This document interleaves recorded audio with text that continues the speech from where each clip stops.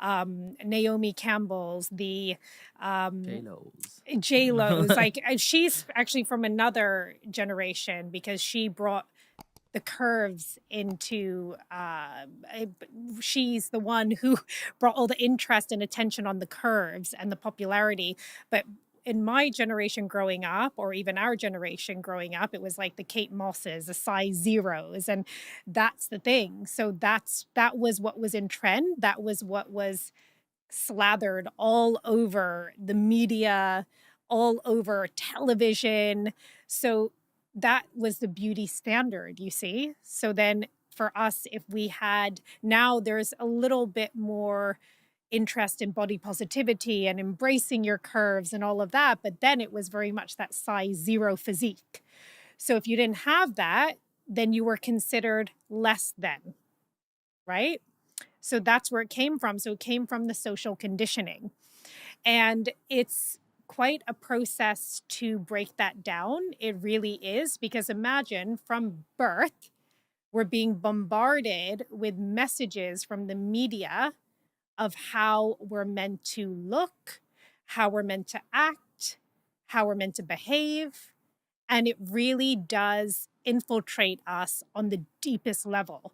So it really does take a lifetime to undo that conditioning. But the sooner you start, the sooner you can empower yourself, because you're breaking down that cycle of conditioning and you're rebuilding yourself up on your terms, your definitions, your values of what you should look like, how you should behave, what is authentic and natural to you.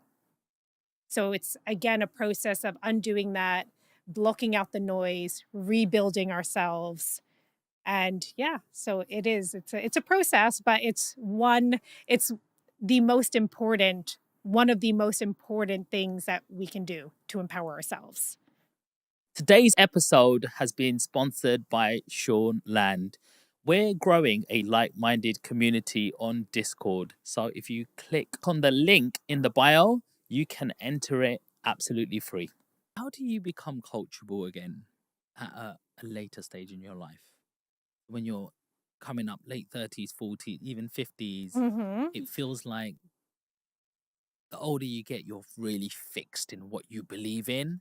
And no matter, oh, yeah, I agree with you, the next day you're back to, I was born like this, I had these conditions put onto me, and Yeah. this is the way I'm going to go in my path. And sometimes you can even meet people who don't mean to be, but they are very negative. You know, I was treated this way, my father spoke to me like this, and they would just carry on that same tune. And no matter what you do, you can put a little bit of positivity for a little while, and then they were just like, it's like water. You throw something in the water, it creates splashes, and then it just goes straight back Yeah. exactly how it was. Yeah. How does somebody say to themselves, or how can somebody be more coachable? So that's a great question. And the only way is if someone is willing. So unless the person is willing to change their lives, their mindset, their perspective, if they want to change, they will, but it has to start with that desire.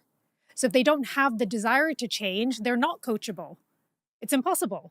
It's like same thing if people have some kind of addiction and they're not ready to leave that behind, it's never going to go away.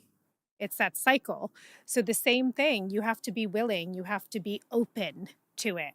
And I've had people approach me, for coaching and mentoring and things. And it's only those who I can see are really have that passion to change. Those are the ones that I would take on as clients, because those are the ones that are going to have that profound transformation, because they're so passionate about wanting to empower themselves and change their lives. So you have to have that willingness and that passion and that desire to be able to change your life. Otherwise, you'll just carry on the way you are. Mhm. Where was that moment where you thought to yourself, I'm going to be a motivational speaker? I'm going to be an empowerment expert. When did Yeah. that thought cross your mind, and how does somebody become that person? God, even those words that you just said, like they fill me with fire. They fill me with passion. Like I feel blessed and grateful that I've been able to find this path for myself and for other people who are also looking. Did you ask for how can other people find that? What was the question? Sorry. When did that thought come into your mind? That's Yeah. what you want to do. How did you train to be that? Yeah. You Sorry. I got know, so excited with the emotion of and the passion of I what love I it. do that I'm I like, love it because you're so what was the real. question? You're so real. I love that. Yeah. So, okay. So, how did this come about? It came about because, like I said earlier, I was so fed up of not fulfilling my potential. I had previous careers that were very rewarding. They were very respectable, but they did not fulfill me on a soul level. I did not feel complete. I did not feel like, my heart is just singing all the time like I feel now with what I do.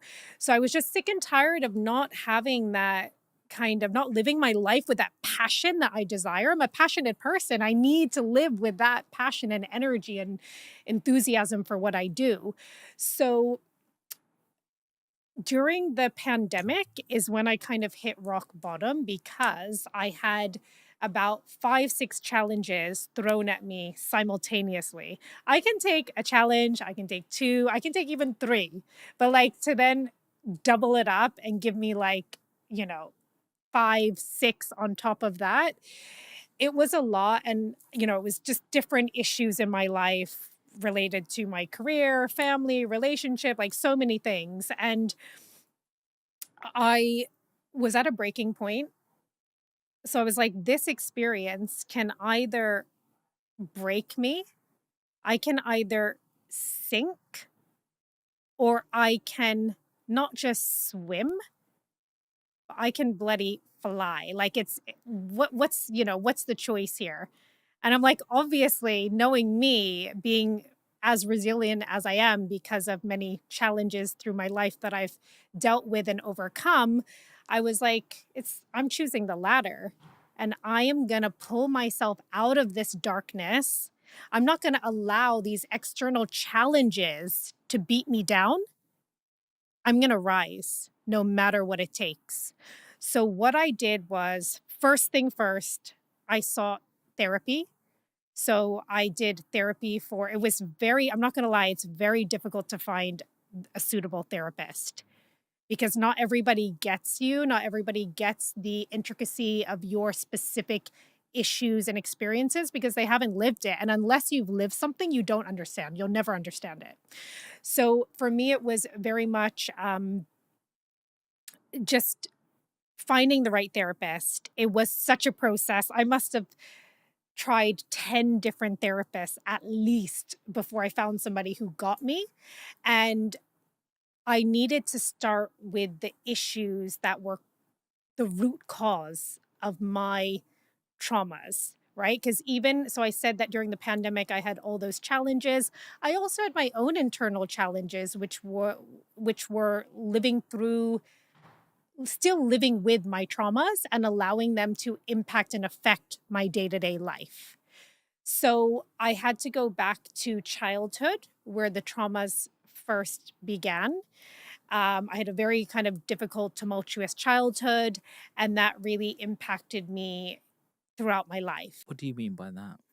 So just like the parental relationship unstable, unhealthy, relationship for like witnessing my parents' marriage, which it was tumultuous to say the least.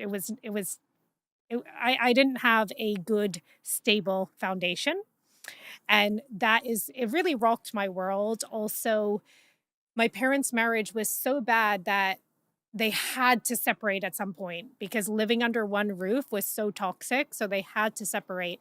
And at one point, then my father, when I was still, I think, I don't know, 9 or 10 or something, he left and went to New Zealand. And we were living in New Jersey in the States.